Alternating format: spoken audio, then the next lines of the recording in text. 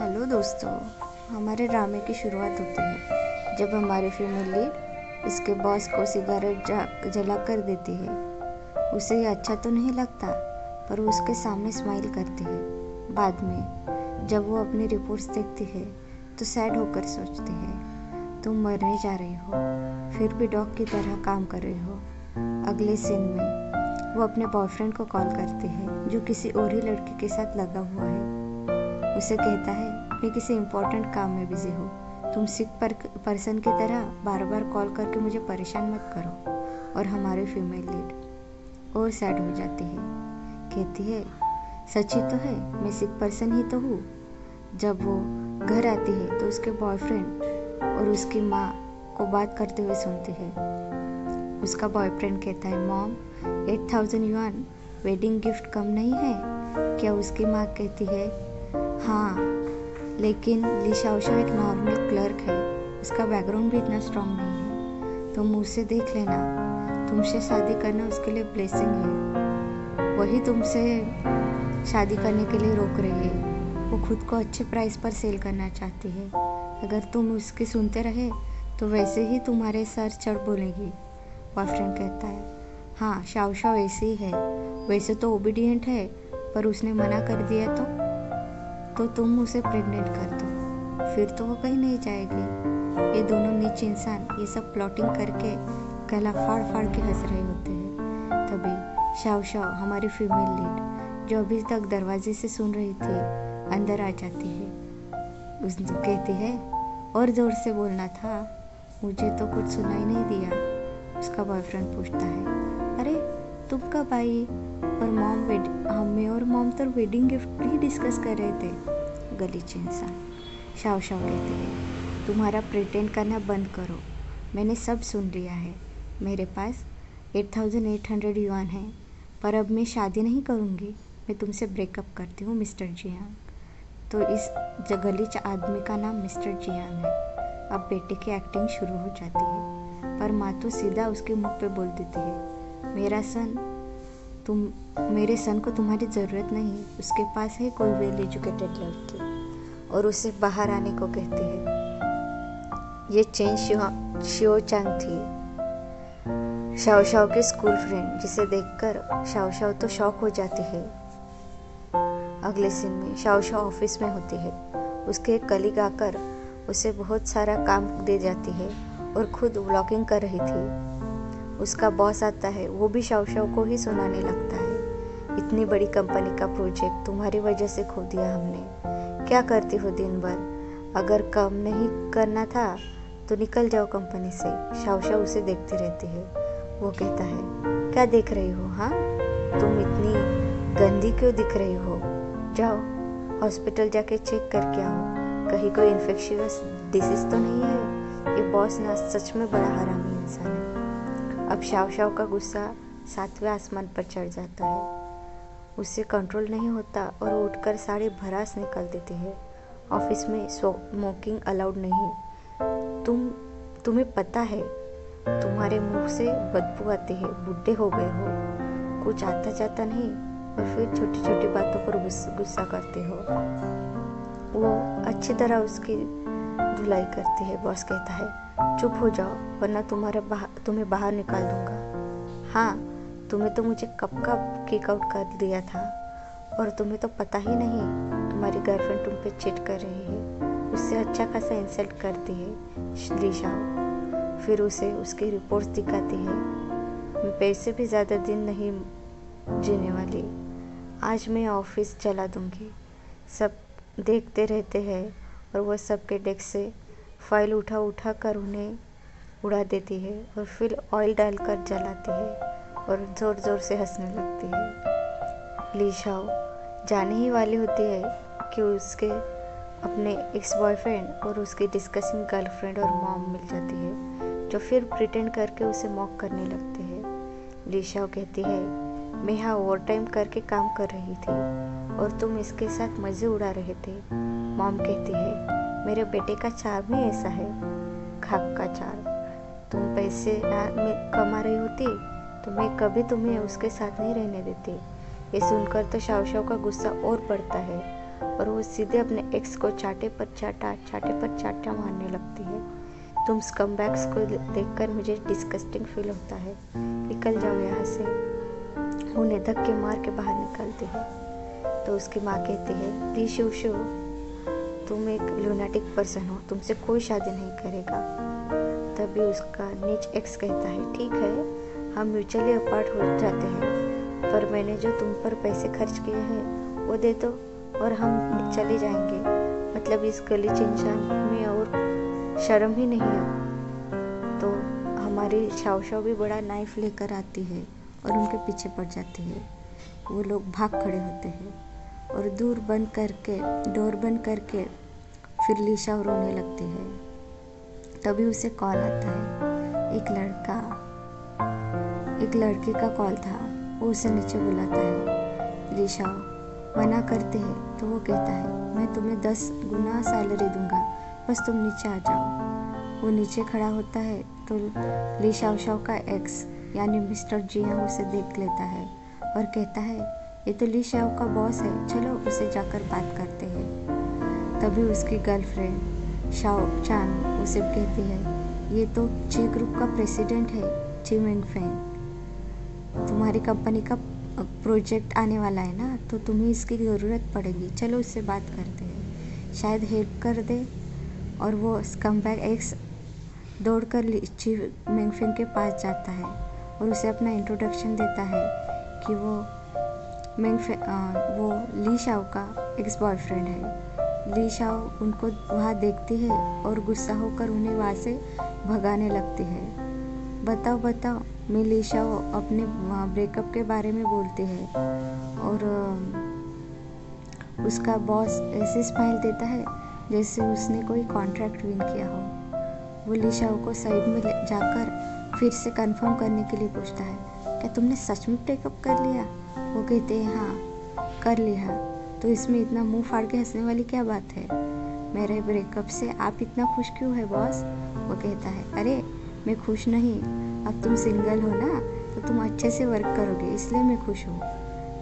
तुम सच में will capitalist हो। इधर ची शाओ चांग कहती है, जियांग तुम्हारे एक्स तुम्हें चीट कर रही है। ऐसा तो नहीं कि वो अपने बॉस के साथ ही तुम्हें पहले से चीट कर रही थी।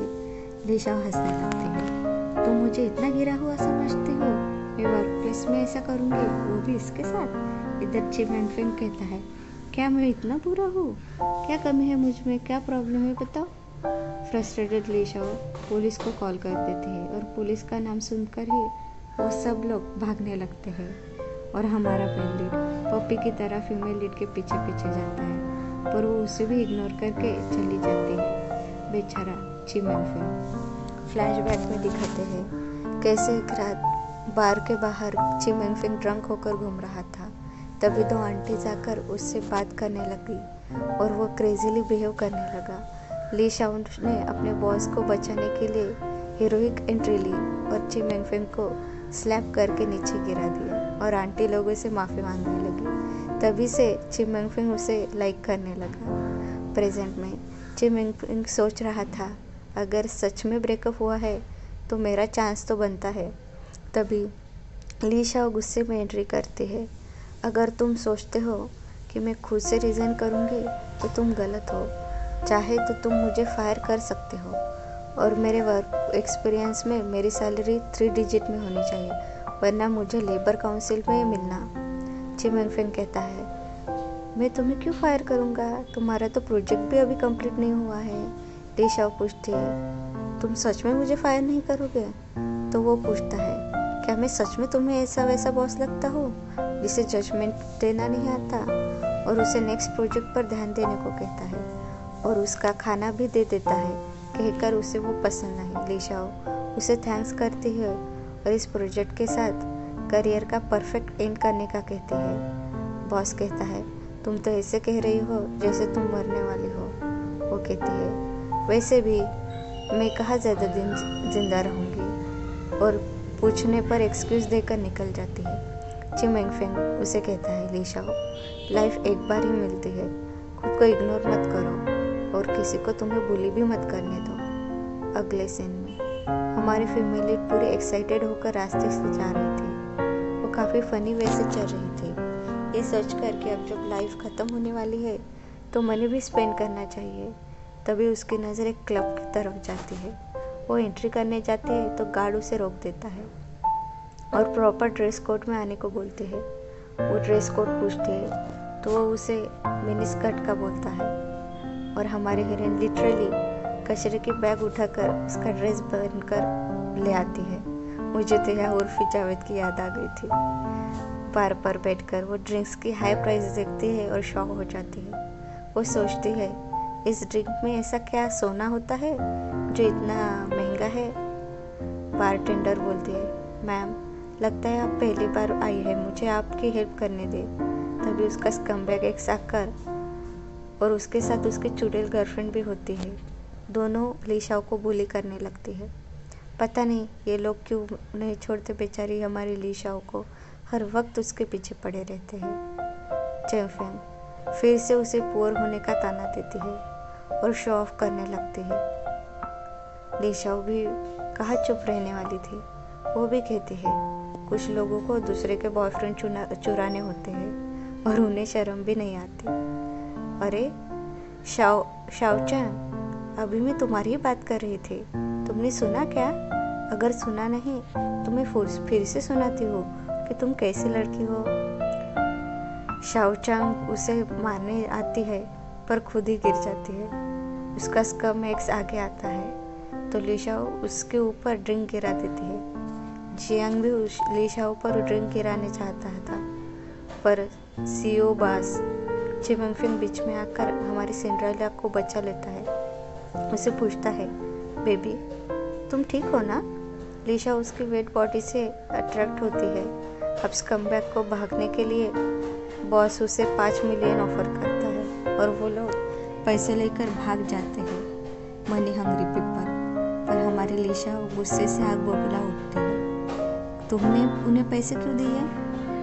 देने ही थे तो मुझे दे देते, मैं एक्सपेंसिव ड्रिंक ले लेती। फिर वो बताता है क्यों उसका हार्ड अर्ड मनी है, वो क्यों उन्हें दे देगा? वो कार्ड तो फेक था, उसमें तो कोई पैसे ही नहीं है। फिर सीईओ को याद आता है कि वो यहाँ कॉन्ट्रैक्ट साइन करने आया था और वो कैबिन में चला जाता है। इधर जिनके साथ कॉन्ट्रैक्ट साइन करना था वो लोग कोई फेक स्कैंडलियस कॉन्ट्रैक्ट साइन करवाने का बोलते हैं मैंगफेंग को। ड्रंक करके या हमारी सिंड्रेला सब सुन लेती है और सीधा सीईओ के साथ जाकर बैठती है, जिससे वो लोग बुरी तरह इरिटेट हो जाते हैं। कॉन्ट्रैक्ट इम्पोर्टेंट होता है तो मैंगफेंग माफ़ी मांग के और ड्रिंक कर लेता है और वो पूरी तरह ड्रंक हो जाता है और एविल बॉस प्रेशराइज करने लगता है तो हीरोइक एंट्री कर फिर से लीशाओ सबको डरा देती है और उनके ड्रिंक करने को बोलती है। उसके बाद वो उनसे कॉन्ट्रैक्ट पे साइन भी कर लेती है। लीशाओ मैंगफेंग को ड्रंक हालत में घर ले आती है। तब दोनों ड्रंकन हालत में कंट्रोल नहीं कर पाते और दोनों रात साथ बिता देते हैं। सुबह उठकर लीशाओ काफ़ी कैजुअली निकलने की कोशिश करती है तो मैंगफेंग उसे उसकी रिस्पॉन्सिबिलिटी लेने को बोलता है। वो मना करती है तो मैंगफेंग का ड्रामा शुरू हो जाता है और वो रोने लगता है। मैंगफेंग तो उसे छोड़ना ही चाहती थी तो लीशा उसे ट्रिक करके भाग खड़ी होती है। मैंगफेंग तो उसे छोड़ना नहीं चाहता था इसलिए लीशा उसे ट्रिक करके भाग खड़ी होती है। इधर लीशाओ को हॉस्पिटल से चेकअप का कॉल आता है और वो गुस्से में कहती है, हाँ किसी का मर्डर करना है, वो करने के बाद आती हूँ चेकअप के लिए। इधर प्रोजेक्ट का कॉन्ट्रैक्ट साइन करने आए लीशाओ काफ़ी रूडली बात करती है पर जिसके साथ कॉन्ट्रैक्ट साइन करना था उसे नेचर पसंद आता है और वो तुरंत ही कॉन्ट्रैक्ट साइन कर लेता है। लीशाओ के सारे कलीग उसकी तारीफ करने लगते हैं, उसे अपना रोल मॉडल कहते हैं पर लीशाओ इस सब से इरिटेट हो जाते हैं। ऑफिस में भी वो मिंगफेंग को अवॉइड करने की कोशिश करती है पर वो उसे पकड़ ही लेता है। उसे फिर रिस्पॉन्सिबिलिटी लेने का बोलता है। लीशाओ काफ़ी कोशिश करती है पर मैंगफेंग भी एडमंट होता है। अचानक से लीशाओ के पेट में दर्द होता है और बॉस उसे उठाकर केबिन में ले जाता है। वह उन दोनों में ऑलमोस्ट किस होने वाला था। तभी एक लड़की की एंट्री होती है जो कि मेंगफेंग की सेक्रेटरी है। लीशा उसे घूरती है और वो लड़की लिu शाओ को, जो कि मेंगफेंग की काफ़ी प्यारी सी ची गग बुला रही थी, जिसे देखकर ली शाओ जेलस फील करती है। इधर शाओ चाओ फिर से आ जाती है ली शाओ से लड़ने के लिए। लगता है इसे और कोई काम नहीं है। वो उसे फेक कार्ड के बारे में ब्लेम करती है, तो ली शाओ कहती है मैंने तो कोई 5 मिलियन दिए ही नहीं थे, मुझे क्यों पूछ रही हो। फिर वो अपने फेक डायमंड रिंग दिखाकर शो ऑफ करने लगती है। कमबैक जियांग भी वहाँ आ जाता है, तो मेंगफेंग आकर उससे वार्न करता है ली शाओ से दूर रहने का, और वो फेक रिंग फेंक देता है जो कि सिर्फ ग्लास की होती है। ये देखकर शाओ चैंग फिर तो काफ़ी एम्बेरेस फील करती है। ली शाओ और ची मेंगफेंग रास्ते में जा रहे थे, तब उसे एक वुमन के पास पर्स दिखती है जो उसे बहुत पसंद आती है, और वो कहती है मेंगफेंग को कि तुम भी मुझे ऐसे ही पर्स दिला दो। मेंगफेंग कहता है इसमें क्या है, ये तो बहुत लो क्वालिटी की बैग है।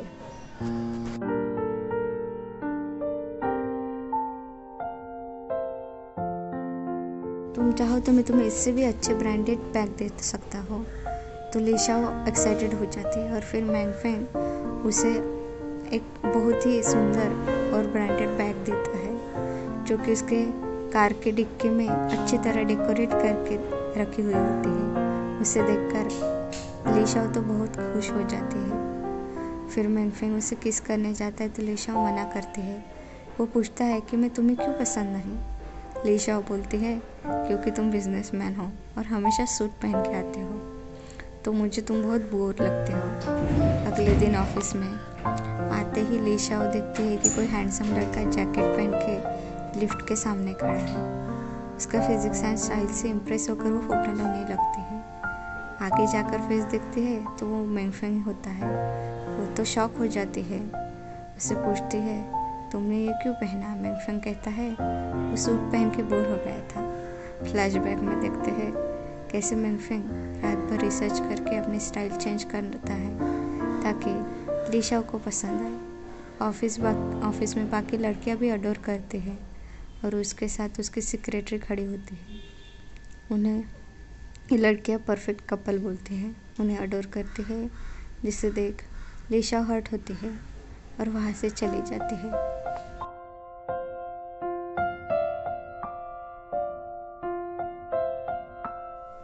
ली शाओ खुद को ही समझाती है तुम मरने वाली हो, तुम्हें इन सब से फर्क नहीं पड़ना चाहिए, कैजुअल बिहेव करो। मीटिंग में ली शाओ मेंगफेंग को ही देख रही थी। ये नोटिस करके मेंगफेंग भी उसके पास आता है और उसे अपनी जैकेट देता है, पर उसकी सेक्रेटरी वो छीन लेती है, यह कह के कि उसे भी ठंड लग रही है, जिससे ली शाओ और सैड हो जाती है। इधर मेंगफेंग को लगता है ली शाओ को कोई फर्क नहीं पड़ता। वो फिर सोचता है ली शाओ ने कोई एक्सप्रेशन नहीं दी, क्या वो सच में मुझसे पसंद नहीं करती या करती है। और उसे इम्प्रेस करने के लिए वो पूरी परफ्यूम की बोतल लगा देता है। उसके सेंट से उसकी सिस्टर भी उसे टोकती है, पर वो ऐसे ही ऑफिस चला जाता है। वहाँ जाकर सेक्रेटरी तो ऐसे ही उसकी तारीफ करने लगती है, पर ली शाओ जैसे ही सामने आती है परफ्यूम की स्ट्रॉन्ग स्मेल से उसे छींके आती है और वो वहाँ से भाग जाती है। ली शाओ के पेरेंट्स इमरजेंसी में उसे घर बुलाते हैं। घर जाने पर पता चलता है उसकी मॉम ने उसे किसी आंटी के लड़के से मिलने के लिए बोला था, जो कि उससे 10 साल बड़ा है। उस 40 इयर्स आदमी जो कि गंजा भी है, वो आंटी अपने बेटे की तारीफों के पुल बांधती है और ली शाओ को कहती है तुम्हारी उम्र निकली जा रही है, तुम्हें किसी एजेड आदमी से ही शादी करनी चाहिए। तभी आंटी का यंगर सन आता है जो यूनिवर्सिटी जाता था।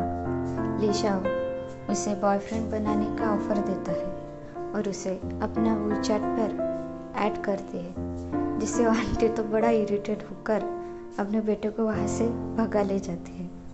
इधर उसके पेरेंट्स उसे एम्बैरेस करने के लिए बोलते हैं, तो उन्हें कहती है आपको स्मार्ट बनना चाहिए। आपने जो मनी लेन किया था आंटी को, वो मांगा कि नहीं? उसके पेरेंट्स मना करते हैं, पर ली शाओ कहाँ मानने वाली थी। उसे अपने पेरेंट्स की चिंता थी। ऐसे बुरे ज़माने में उसके पेरेंट्स काफ़ी इनोसेंट थे और अब वो भी मरने वाली थी।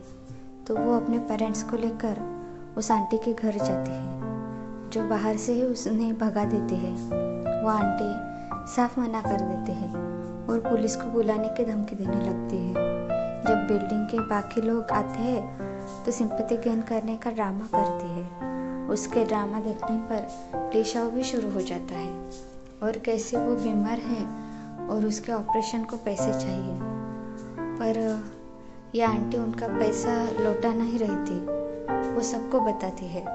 ली शाओ की रियल एक्टिंग देखकर आंटी घबरा जाती है और उसका हस्बैंड आकर पैसे देने का प्रॉमिस करता है। ली शाओ कहती है उसका 3% ब्याज भी उसे चाहिए। वो कैलकुलेट करके बताती है कि 12,000 युआन ब्याज हो रहा है। आंटी के घर से निकलकर उसकी माँ पूछती है उसने बीमारी का नाटक करते वक्त ब्लड वोमिट किया, उससे सच में तो कहीं हुआ नहीं है? पर ली शाओ बताती है कि ये तो उसकी एक ट्रिक थी बस, और वो अपने पेरेंट्स को खुद का ध्यान रखने का बोलती है, ज़्यादा झगड़े ना करें और किसी को मनी ना दे। फिर वो पूरी फैमिली डिनर करने जाती है। घर आने पर जी मेनफेंग फ्लावर बुके के साथ उसके घर के बाहर ही खड़ा होता है। ली शाओ उसका पीछा छोड़ने को बोलती है। वो बताता है ली युआन उसके सेक्रेटरी और उसका बस वर्क रिलेशनशिप है और कुछ नहीं, और ली शाओ उसे किस कर लेती है। फिर उसे कहती है तुम्हें यही चाहिए ना? मेनफेंग पूछता है कुछ हुआ क्या तुम्हारे साथ? हम साथ में सॉल्व कर लेंगे प्रॉब्लम। लेकिन वो रूट बनती रहती है और मेनफेंग वहाँ से गुस्सा होकर चला जाता है। अब ऑफिस में भी वो गुस्से में ही रहता है, एम्प्लॉइज़ पर गुस्सा करना, जिसे देख ली शाओ भी फ्रस्ट्रेटेड रहती है और उसे पर्सनल और प्रोफेशनल लाइफ अलग रखने के लिए बोलती है। वो कुछ ज़्यादा ही उस पर भड़क जाती है। फिर बाहर आकर सोचती है कहीं मैं ज़्यादा ही रूड तो नहीं हो गई। वो माफ़ी मांगने वापस जाती है तो इधर मेनफेंग रो रहा था। ली शाओ को वो क्यूट लगता है, फिर उसे स्पेस देकर चली जाती है और मेनफेंग और फुट कर रोता है कि वो सच में चली गई। क्या वो मुझसे इतनी नफरत करती है? घर जाकर मेनफेंग अपनी सिस्टर को के ड्रामा देखते पाता है। उसी के ड्रामा के सीईओ जैसे बिहेव कर रहा था, उसकी कॉपी करने की कोशिश करता है ताकि ली शाओ उसे पसंद करने लगे। ड्रामे में सीईओ की मदर ने उसे घर से निकाल दिया तो वो फीमेल लीड के पास गया। यहाँ मेनफेंग भी अपना सारा सामान उठाकर ली शाओ के अपार्टमेंट पहुँच जाता है। उसे कहता है मेरी माँ ने शादी ना करने की वजह से मुझे घर से निकाल दिया। इधर सेक्रेटरी और चेंगफेंग दोनों ली शाओ की स्कूल फ्रेंड होती है। वो ली शाओ को गेट टुगेदर में बुलाकर उसकी इंसल्ट करने का प्लान बनाते हैं। ली शाओ को देख उसके मेल फ्रेंड उस पर लाइन मारते हैं, पर तभी वो सिक होने का ड्रामा कर उनसे पैसे मांगते हैं तो अपना असली फेस दिखाकर बुली करने लगते हैं। पर ली शाओ बुली होने की बजाय सबके राज खोलकर उन्हें आईना दिखाती है। कैसे उसके एक दोस्त के हस्बैंड के बाहर चाइल्ड है, एक की गर्लफ्रेंड चीट कर रही है, दूसरा रिकमेंडेशन से मैनेजर बना, और शाओ चाओ तो नकली डायमंड रिंग पहनकर घूम रही है। अब वो ली शाओ को मारने वाले थे कि मेनफेंग हीरो की तरह एंट्री करता है और उसके वहाँ से बचा कर ले जाता है। उसी क्लब में मेनफेंग की मॉम और सिस्टर उन्हें मिलती है, जो ली शाओ को पहले 5 मिलियन फिर 10 मिलियन देती है। ली शाओ तो काफ़ी खुश थी। मेनफेंग उसे ना छोड़ने का बोल रहा था, पर ली शाओ तो तैयार थी हाँ बोलने को। तभी उसे और 20 मिलियन का चेक मिलता है और मेनफेंग की माँ कहती है तुम जितना चाहे मनी रख लो, पर मेरे बेटे को छोड़ के मत जाना। मेरा ये स्टूपिड बेटा 29 साल का हो गया, लेकिन अभी तक इसकी कोई गर्लफ्रेंड नहीं बनी। इसे कोई लड़की पसंद ही नहीं आती। अब जब तुम पसंद हो तो तुम ही इसके साथ रहना, इसे संभाल लेना। उनकी ये सब बातें सुन लीशाओ तो शॉक हो जाती है। मेंगफेंग की सिस्टर उसे मेंगफेंग को लीशाओ के साथ सिंसियर रहने को एडवाइस देती है। वो कहती है लड़कियों को सिंसियर और सेंसिटिव लड़के पसंद आते हैं, ना कि तुम्हारे जैसे जो सिर्फ स्टाइल पर ध्यान दे। लीशाओ तो इतना सारा पैसा देखकर खुशी से झूमती है, पर अफसोस भी करती है कि उसके पास इतना मनी है पर जिंदगी ही नहीं। तभी उसके मॉम का कॉल आता है और उसे हेल्दी खाने का बोलती है। तो लीशाओ कहती है हेल्दी खाने का तो मुझे अब समझ आया, जब मैं कुछ कर नहीं सकती। मुझे मरना नहीं, मैं क्यों मर रही हूँ, और रोने लगती है। तभी मेंगफेंग वहाँ आता है और उसे कंसोल करने लगता है। वो उसे घर ले जाने का कहता है और प्रॉमिस करता है अगर मैंने तुम्हें इरिटेट किया तो मैं डिसअपीयर हो जाऊँगा, बस मुझे एक चांस दो। सेक्रेटरी मेंगफेंग को बताती है उसके डैड ने उसे डिनर पर इनवाइट किया है और उसके डैड मेंगफेंग के डैड के अच्छे दोस्त होने के कारण मेंगफेंग मना भी नहीं कर पाता। पर सेक्रेटरी प्लॉटिंग करती है मेंगफेंग को ही मारने की। इधर लीशाओ और मेंगफेंग ऑटो से जा रहे थे। लीशाओ ड्राइव कर रही थी। वो काफ़ी हंस खेल रहे थे, फनी वे में ड्राइव कर रहे थे। तभी उनका एक्सीडेंट हो जाता है और मेंगफेंग अपनी जान की बाजी लगाकर लीशाओ को बचा लेता है। इधर हॉस्पिटल में लीशाओ मेंगफेंग का ख्याल कर रही थी और इसका फ़ायदा उठाकर मेंगफेंग भी दर्द में होने का नाटक करता है। बात करते करते लीशाओ के पेट दर्द होता है तो मेंगफेंग उसे चेकअप करने का बोलता है। जब हम हॉस्पिटल में हैं तो चेकअप कर ही लो, पर लीशाओ साफ मना कर देती है। या फिर मेंगफेंग अपनी माँ और सिस्टर को ट्रिप पर भेजकर लीशाओ को उसकी केयर करने के लिए उसके घर आने को बोलता है। मेंगफेंग उसे मास्टर बेडरूम दिखाता है जो काफ़ी अच्छे से डेकोरेट किया था।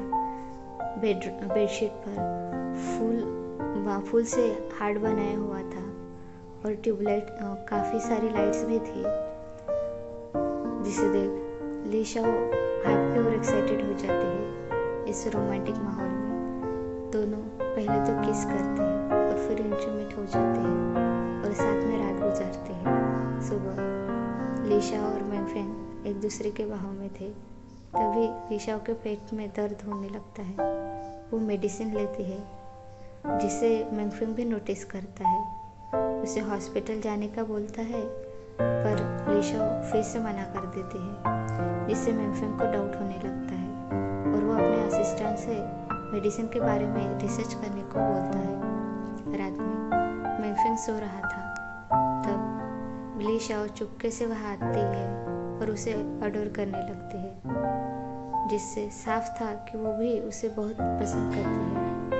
वो दोनों काफ़ी अच्छा टाइम गुजारते हैं एक दूसरे के साथ में खाना बनाना, रोमांटिक होना। मेंगफेंग को एक ड्रीम लगता था।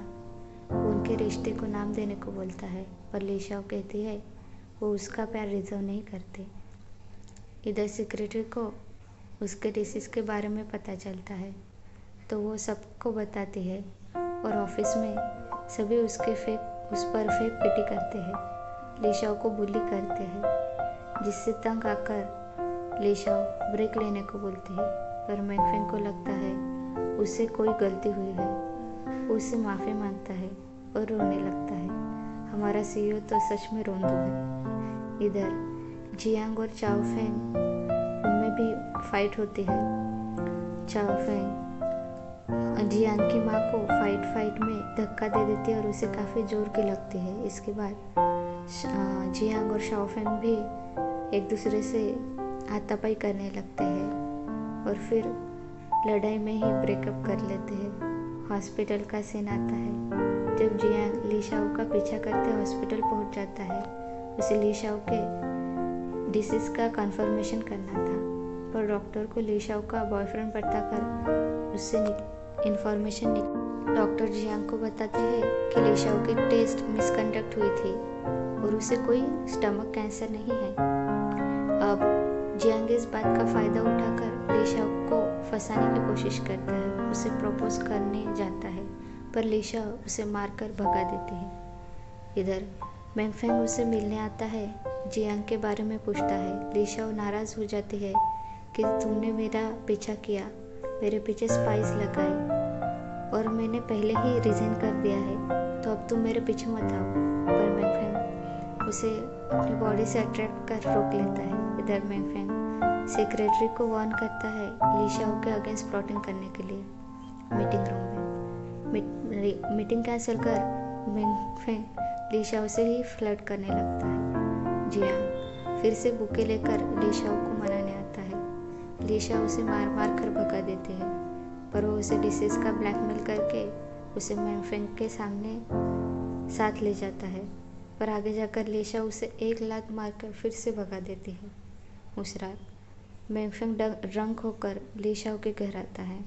ड्रंक स्टेट में उस स्टेट में भी वो उसे कन्फेस कर रहा था कि वो ली शाओ को कितना पसंद करता है। मैंगफेंग की हालत देख ली शाओ भी सेंटिमेंटल हो जाती है और इमोशनल होकर अपने सारे बैग्स पैक कर वो घर छोड़कर चली जाती है। मैंगफेंग को ली शाओ का लेटर मिलता है और उसके असिस्टेंट का कॉल भी आता है जो उसे ली शाओ के गैस्ट्रिक कैंसर का बताता है। ली शाओ एक रेस्टोरेंट में बैठी थी, वो खाना खा रही थी, तभी एक गंजा ओल्ड मैन उसे बुली करता है और हमारी ली शाओ कहाँ सहने वाली थी, वो भी उसे अच्छी तरह लड़ती है। लपटा झपटी में वो ली शाओ पर बॉटल मारता है, पर तभी मैंगफेंग आकर उसे प्रोटेक्ट करता है। लेकिन मैंगफेंग को बुरी तरह सर पर चोट आती है, काफ़ी ब्लीडिंग हो रही थी। अगले सीन में मैंगफेंग हॉस्पिटल में होता है और ली शाओ उसके साथ होती है। ली शाओ को उसकी माँ के हॉस्पिटलाइजेशन होने का कॉल आता है और दोनों उसके पेरेंट्स के पास जाते हैं। वहाँ मैंगफेंग उसे ली शाओ का बॉयफ्रेंड की तरह इंट्रोड्यूस करता है। वो लोग भी उसे मिलकर काफ़ी खुश थे। ली शाओ सोशल मीडिया पर न्यूज़ देखती है कि मैंगफेंग के फादर का इलिजिटिमेट सन है और मैंगफेंग अपनी कंपनी को तभी बचा सकता है अगर वो मैरिड है। ली शाओ सोचती है, वैसे भी मरने वाली हो, अगर मैंगफेंग से शादी करने से उसकी कंपनी बच सकती है तो उससे ही शादी कर लेती हो। तभी मैंगफेंग की माँ का कॉल आता है।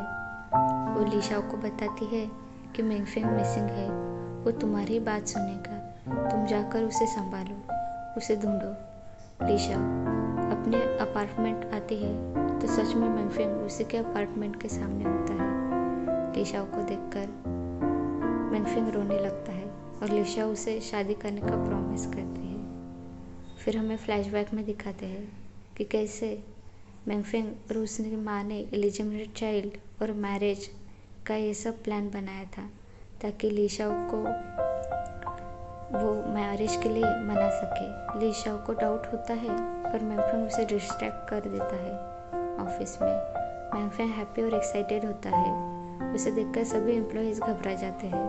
वो कैबिन में जाकर डांस करने लगता है और सारे ऑफिस को एक दिन की छुट्टी अनाउंस करता है अपनी मैरिज के मौके पर। शाओफेंग फिर से ली शाओ को किडनैप करके ओल्ड मैन को देती है, पर ली शाओ उसे अपने डिसीज का बताता है। वो ओल्ड मैन डर के भागने लगता है। तब शाओ चैंग उसे और मनी देने का प्रॉमिस करती है। वो ओल्ड मैन फिर से भाग ही रहा था तो शाओफेंग उसे 10 मिलियन देने का वादा करती है और वो फिर से ली शाओ को बुली करने आता है। पर तभी मैंगफेंग आकर उसका रेस्क्यू करता है और ली शाओ वही बेहोश हो जाती है। उसे हॉस्पिटल ले जाते हैं। वहाँ ली शाओ एम्बेरस फील करती है कि कहीं मैंगफेंग को उसके डिसीज के बारे में पता न चला हो, पर मैंगफेंग उसे समझाता है और उसे फिर से शादी के लिए प्रपोज करता है। हॉस्पिटल में ही दोनों रिंग एक्सचेंज करते हैं। उनके पेरेंट्स भी वही होते हैं। अगले सीन में ली शाओ वेडिंग ड्रेस में आती है। खुद को मिरर में देखकर वो इमोशनल हो जाते हैं कि सच में क्यों लड़कियों को वेडिंग ड्रेस पहननी होती है। अब चाहे मैं मर जाऊँ और मुझे ये दिन देखने को मिला, मैं इसी में खुश हूँ। मैंगफेंग और ली शाओ वेडिंग फोटोशूट करते हैं विदाउट एनी रिग्रेट, एक दूसरे को हस्बैंड वाइफ एक्सेप्ट करते हैं। अगले सीन में ली शाओ, मैंगफेंग और उसकी मॉम और सिस्टर पूरी फैमिली मिलकर गिफ्ट अनरैप करते हैं। तब मैंगफेंग वो कैसे ली शाओ से मिला वही आंटीज की स्टोरी बताता है और सब लोग हंसी से लोटपोट हो जाते हैं।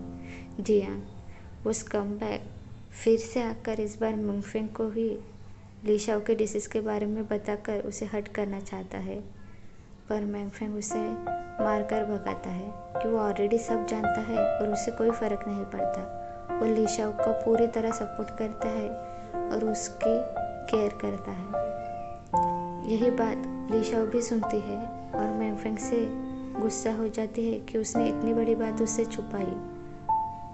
ली शाओ को लगता है मैंगफेंग ने उस पर पिटी करके सिंपैथी में उससे शादी की, इसलिए वो अपनी शादी की रिंग वही फेंक कर चली जाती है।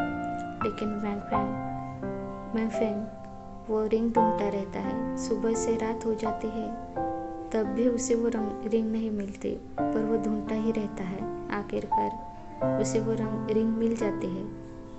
इधर ली शाओ को जियांग किडनैप कर लेता है। वो उसे ऑब्सेसिव बॉयफ्रेंड की तरह डराता है, धमकाता है, उसे बताता है कि उसने कितनी कोशिश की उसे मनाने की, उसने कितनी कोशिश की कि वो उसकी बीमारी का फ़ायदा उठाकर उसे मना ले, पर वो मानी ही नहीं। पर ली शाओ उससे फाइट करती है। जियांग उसे बताता है कि कैसे उसे पहले ही पता था कि उसे कोई स्टमक कैंसर नहीं है। उसे हॉस्पिटल में सब कुछ पता चल चुका था और उसी बात का वो फ़ायदा उठाना चाहता था, लेकिन ली शाओ ने उसे मौका ही नहीं दिया। क्यों वो इतनी स्टबर्न है। तभी मैंगफेंग उनकी रेस्क्यू के लिए आता है और ली शाओ इतनी गुस्सा होती है कि वो तो जियांग का मर्डर ही करने जा रही थी, पर मैंगफेंग उसे रोक लेता है। ली शाओ मैंगफेंग को अपने स्टमक कैंसर ना होने की गुड न्यूज़ देती है और अब उसे ली शाओ को पूरी ज़िंदगी झेलना पड़ेगा। ये एक बैड न्यूज़ भी देती है। मैंगफेंग कहता है, अरे तुम तो बिल्कुल स्टूपिड हो, ये बैड न्यूज़ नहीं बेस्टेस्ट न्यूज़ है, सबसे अच्छी न्यूज़ है। फिर मैंगफेंग बताता है कि उसके पास भी एक गुड न्यूज़ और एक बैड न्यूज़ है, वो कौन सी पहले सुनना पसंद करेंगी।